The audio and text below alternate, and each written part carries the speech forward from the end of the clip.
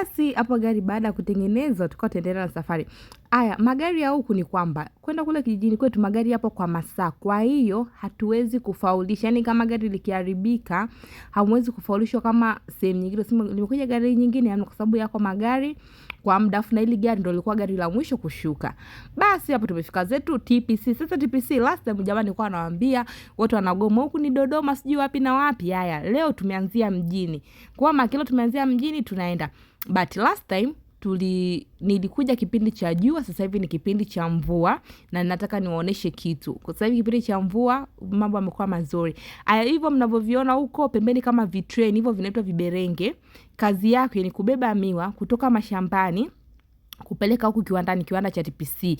Ili eneo hivyo kama mnavyoona kwa huko kuna kama sehemu za rail kupita, ni hivyo viberenge vinapita na hili ni eneo la TPC huku kote huko kama hivyo viberenge hivyo vinajaza miwa huko vinapeleka kiwandani. Miwa inakuwa imesha chomwa kwa ajili ya kuua manyoka. Unajua kunakuwa kumefunga sana, kwa hiyo wanaichoma kwanza alafu ndo wanaibeba kwenye viberenge kama pale mnapoona. Hayo pembeni inaitwa masodasti, yale mauchafu yanakuwa yamebaki.